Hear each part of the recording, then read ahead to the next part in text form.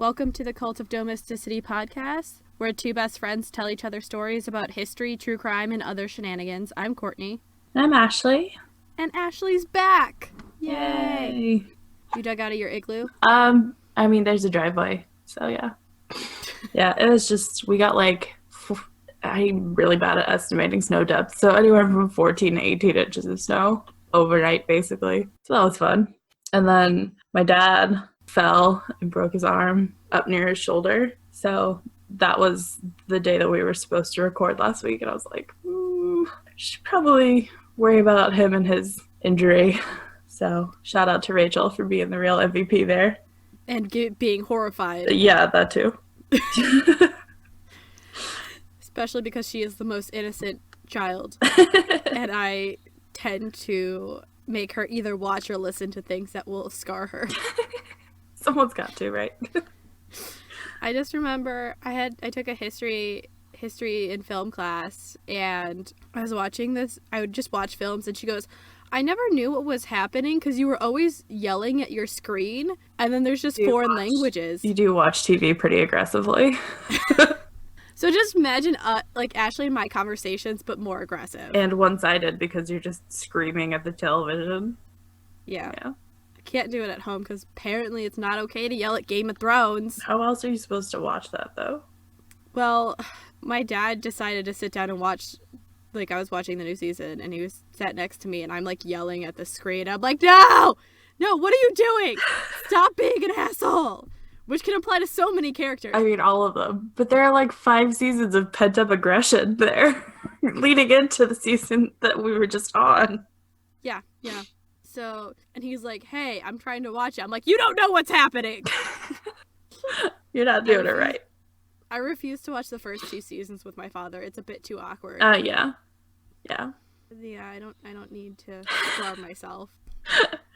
So, Ashley, yes. Since it's your turn. What are we talking about? So we're going to talk about the disappearance of Maura Murray. She was a college student in New Hampshire. Well, okay, so no, her college is in Massachusetts, but she disappeared in New Hampshire, and it's real weird. No one knows where she is. Like, even 10 years later, they're still technically looking for her, but, like, her family pretty much assumes she's dead now. Actually, it's been 14 years now. What if she's Carmen Sandiego? I mean, she might be. I don't know. So we're going to start, I don't know how this is related to the disappearance, but I don't know that it's not, so we're just going to talk about it. In November of 2003, so 3 months before her disappearance, Maura admits to using a stolen credit card to order food from several restaurants. It says the charge was continued in December to be dismissed after 3 months of good behavior, but like she disappeared before the 3 months was up, so maybe that's why they included that. But you know what it could be? If she was planning on disappearing, she could have been practicing, like seeing how easy it would be to use someone else's credit card, because if you disappear, you don't want to use your own credit card, but if, say, you use someone else's for a couple times and get rid of it. But I mean, she got caught. So maybe she wasn't going to use that method. Testing. Maybe. I don't know. So Maura was a nursing student at UMass Amherst. I've been there! Yeah. It's in the middle of nowhere. Yeah. Her family... Oh, I had this and I deleted it. Her family lived in New Hampshire, I think. So the evening of February 5th, so 4 days before she disappears, Maura was talking on the phone with her older sister. She has 2 older sisters and a younger brother, so she's the third of 4 kids. Okay. They were talking about her sister Kathleen's relationship problems with her fiance. And around 10:30, while Maura was still working, she just breaks down in tears, and her supervisor gets to her desk and is trying to ask what's wrong, what's happening, and they said that she was just completely zoned out, no reaction at all. She was just unresponsive. So the supervisor escorts Maura back to her dorm room around 1:20 and finally gets an answer, but it's just 2 words. She just says, "My sister." So wait, what does she do on campus? It's like a security job, campus security. Okay. Yeah, you kind of need to be alert. Yeah. That's good that her coworkers were like, hey, something's just not right. Right. Yeah. So we didn't know what the call was about until last year, and Kathleen publicly explained the conversation. She said that Kathleen had been and still is a recovering alcoholic, because you always are. And she'd been discharged from a rehab clinic that evening, and on the way home, her fiance took her to a liquor store, which caused an emotional breakdown. Which, I'm sorry, how do you think that's a good idea? You're a fucking dick. Oh my, that's the hardest That's thing. the Like when you're worst. first out. Right, like on the way home from rehab, hey, let's hit up the liquor store. You're an asshole. No. It's hard enough because I know people who are. It's hard enough. It's a day-to-day process. And some people go to 12 meetings a day, like a week, just so they don't have to, they have that support there. How dare you take someone right out to a liquor store? And someone that you love? Like, are you for real? What an asshole. I would have a breakdown. Yeah, and so Kathleen called Maura, and they were talking about it, and that's why Maura was so upset, was because she was afraid for her sister and her sister's sobriety. Yeah. So that Saturday, Maura's dad arrives in Amherst.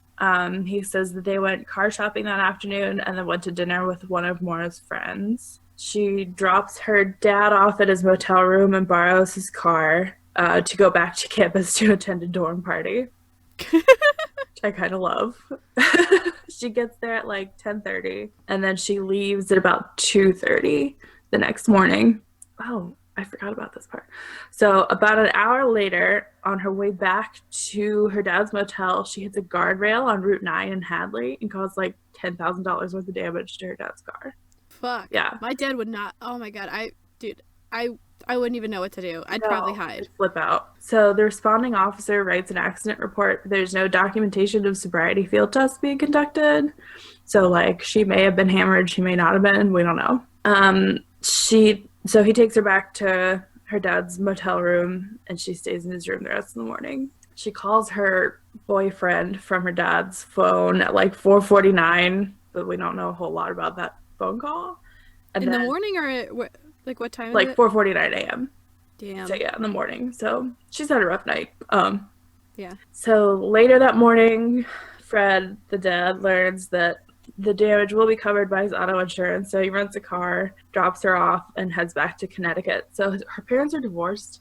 So apparently her dad lives in Connecticut, and I think her mom was in New Hampshire, but I might be wrong. Our tagline. I might be wrong. I might be making that up. So then 11:30 that night, when he gets home, or after he gets home, he calls her and tells her, hey, don't forget to pick up the accident forms from the RMV, and we'll talk again Monday so we can fill out the insurance claim on the phone. That's a good dad. Who's right, not like, that he's not, well, I mean, he probably was upset, but Wikipedia probably doesn't know the depths of his soul, so. Also, think about it. He's probably okay. If it's $10,000 in damage to the car, he's happy she's okay. Right, and the damage is covered by his insurance, so it's not like it's coming out of pocket. Yeah. Which is good. And she didn't get arrested. Probably doesn't reflect greatly on that 3 months good behavior suspended sentence, but, you know, we never really get there, because the next day, so Monday, is the day that she disappears. So, like, sometime after midnight, so after she gets off the phone with her dad late Sunday night, she uses her personal computer to search. God love the early 2000s. She searches MapQuest for directions to the Berkshires and Burlington, Vermont.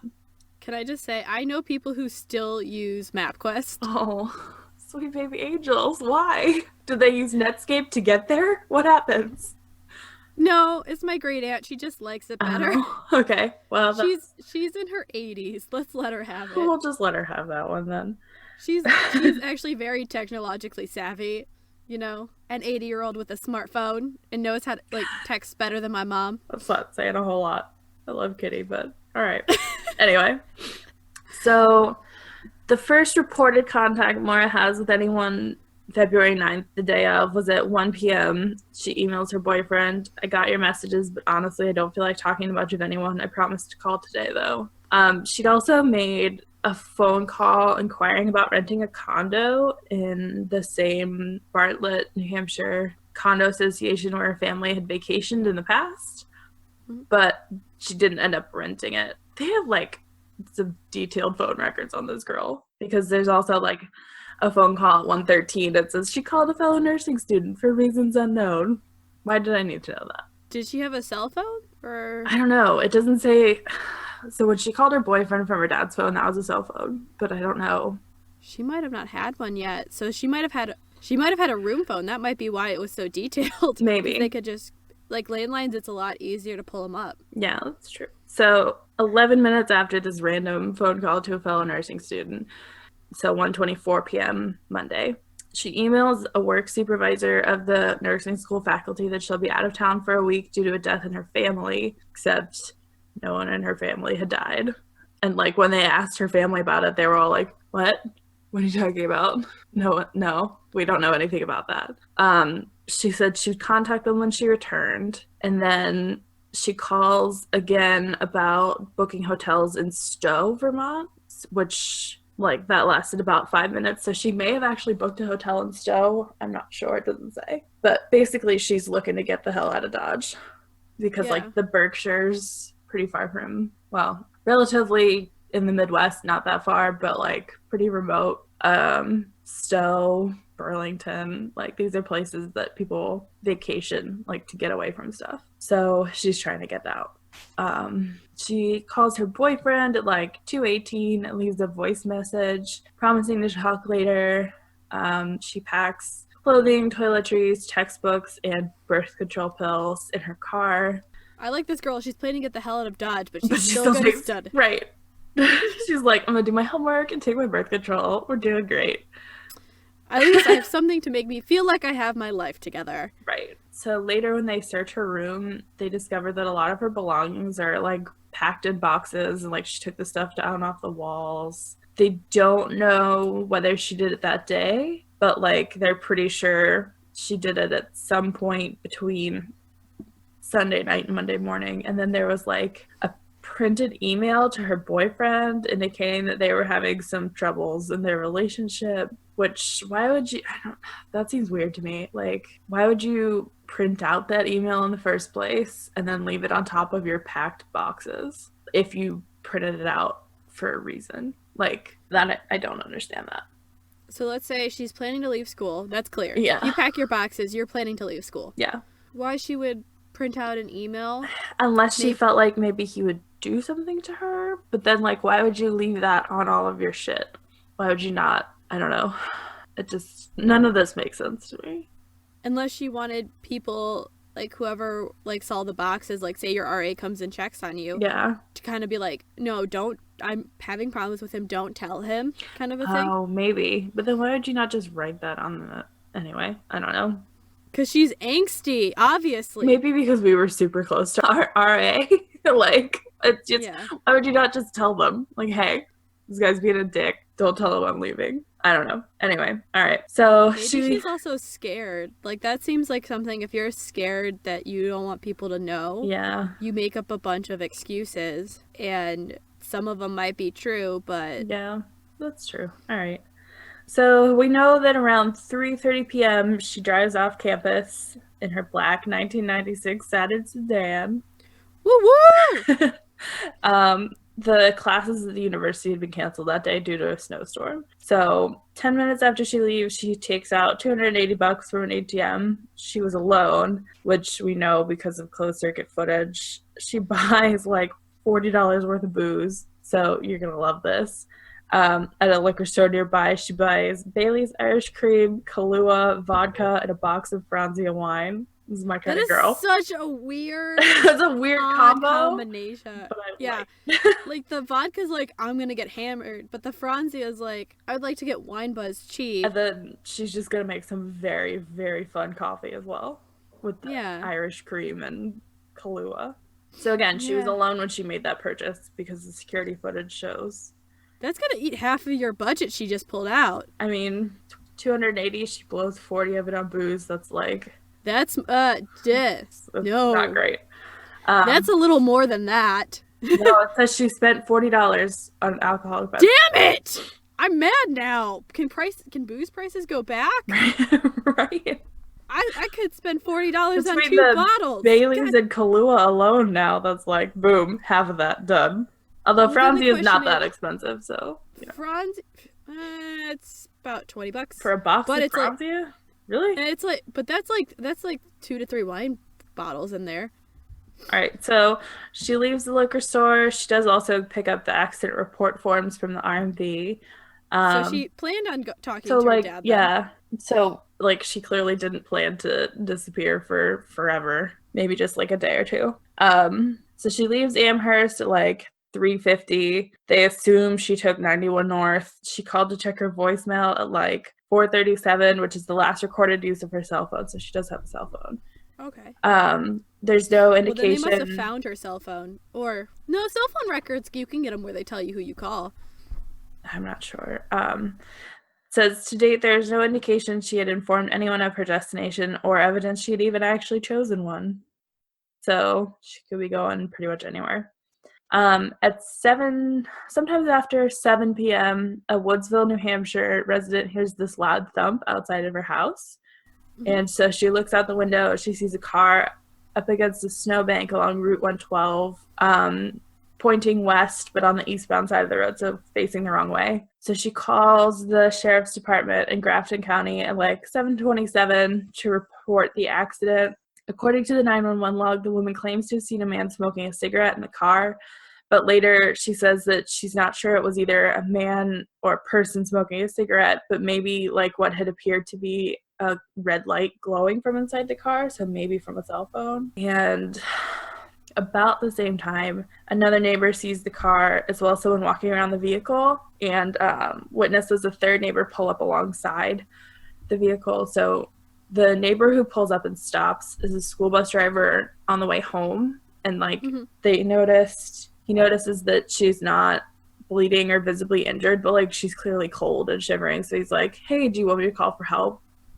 She asks him not to call the police. One police report says, quote, pleaded, but she assured him she'd already called AAA, and AAA has no record of any such call. Knowing that there's no cell reception in the area, the bus driver continues home and he calls the cops. That call was received at 7:43 p.m. He was unable to see her car when he made the call, but he did notice several cars pass on the road before the police arrived. Okay. Another resident driving home from work that day says that she passed the scene around 7:37 and saw a police SUV parked face-to-face with Murray's car. So she pulled over briefly but didn't see anyone inside or outside of the cars and decided to just keep going home. That witness's claim, though, contradicts the official police log, which has Haverhill police arriving 9 minutes after. So the police log shows that Haverhill cops show up at 7:46 p.m. So Haverhill is like a municipality, I think, in New Hampshire, as well as a town in Massachusetts. We have a lot of matching city names in New Hampshire to Massachusetts. So I bet. That could be a little bit confusing. So wait, do they think that witness is wrong, or was there someone else? They think that the witness is wrong, I think. But like, to me, if she's not wrong, that's a red flag. Because if the cop is actually there 9 minutes before he logs being there, what happened in those 9 minutes? Yeah. And not that I'm trying to say that, like, I think the police, I don't know, offed her or disappeared her or whatever, but I don't know. Or it wasn't a police car, it was a car that looks like a police car, too. Well, but, like, the police SUVs up here are very obviously not regular SUVs. You know what I mean? They're, like, painted like a police car, but it's an SUV. Okay. Like white car, black doors or something like that. So it'd be kind of hard to, I don't know, maybe. So anyway, according to the official police log, at 7:46 p.m., a Haverhill police officer arrives on the scene. No one was inside or around the car. The impact had pushed the car's radiator into the fan, rendering it inoperable. The windshield was cracked on the driver's side. Both airbags had deployed and the car was locked. So inside and outside the car, he discovered red stains that looked to be red wine. It's our buddy Franzia box. Franzia's been shot! Franzia's been shot! He's down. That's a bad time to play the game Slap the Bag. It's a bad time. It's too cold for that. Inside the car, the officer finds an empty beer bottle, the damaged box of Franzia on the rear seat, and a AAA card issued to Murray, the blank accident report forms, gloves, CDs, makeup, diamond jewelry, 2 sets of MapQuest driving directions to Vermont, her favorite stuffed animal, and a Not Without Peril, which is a book about mountain climbing in the White Mountains.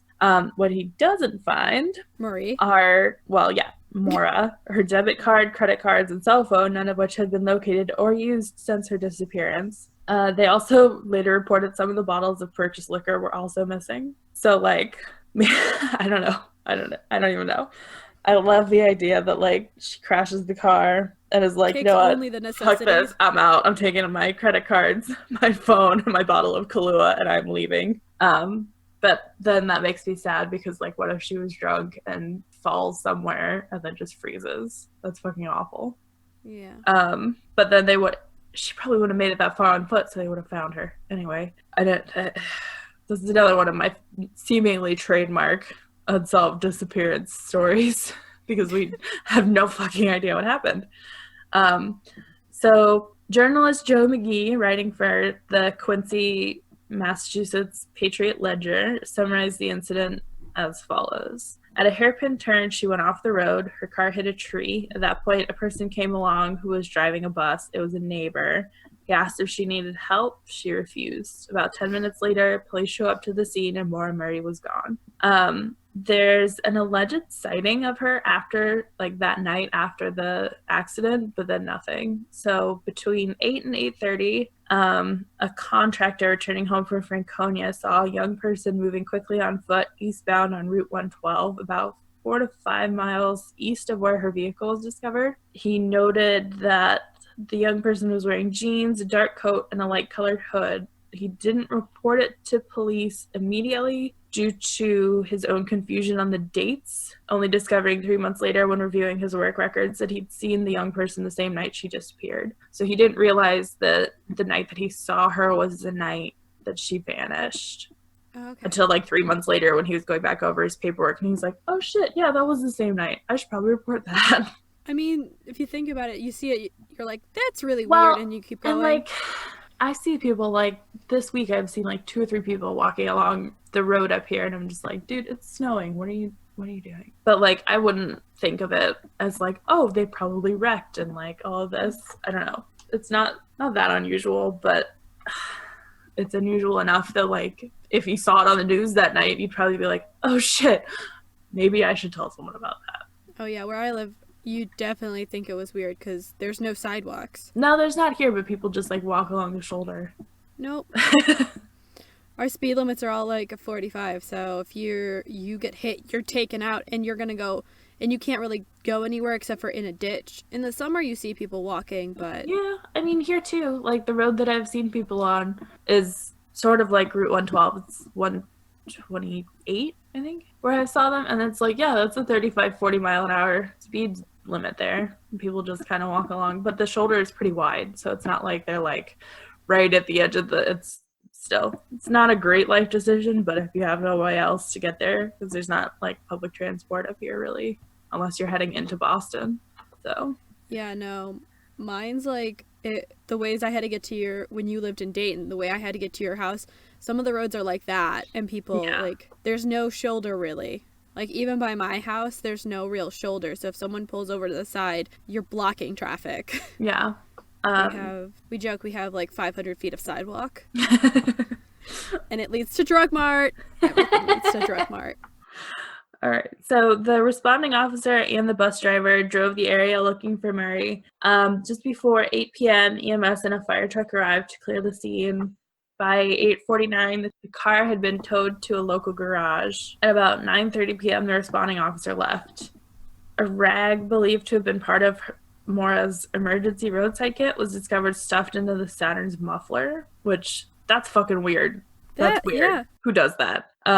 Authorities only refer to Maura as missing the next day, almost 24 hours after her last confirmed sighting, which to some people might seem strange, but that's pretty much standard operating procedure. It's just... This case has been in, like, the media kind of a lot because it's just so fucking weird. Like, where was she going? What happened? Where is she now? Like... I'm going to give props to that bus driver, though, he's like, I'm going to help find her. Call. That's weird. I'm still going to call, and then we're going to look for her. Yeah. Like, that guy. He's the great. real champ. Real champ, yep. Bus drivers can be the real champ. All right. So, yeah, that's pretty much all I have.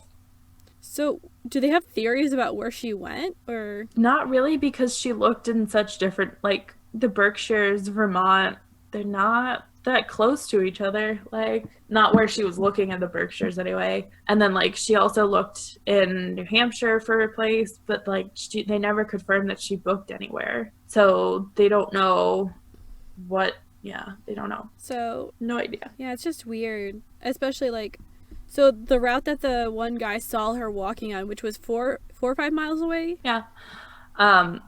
Which, I mean, that would mean she covered 4 or 5 miles in about an hour and a half. I mean, so, it's like, not... it's doable, but not if you're a couple of beers in. I don't know. My thought is maybe she wasn't drunk, she just didn't know the road and hit the hairpin turn. Well, no, probably didn't know the road, but, like, they showed, they said they found an empty beer bottle, and, like, some of the booze was missing. That stuff's heavy. If you're, like, and it didn't mention whether she was carrying anything. So, if not, either she dropped it and was like, fuck that $40, I don't need it, it's fine. Which, for someone who only has $280 out of the ATM, seems unlikely to be that she'd be like, well, I'm just going to waste all that money, it's fine. She did disappear. She did a great disappearing act. Yeah.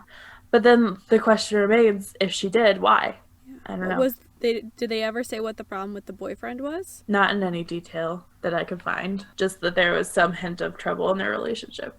And it sounds like that weekend he kept trying to make sure she was okay and she just didn't want to deal with it. So I don't know if maybe they'd had an argument, or like he knew that it was the weekend her sister was getting out of rehab and he was worried. I don't know.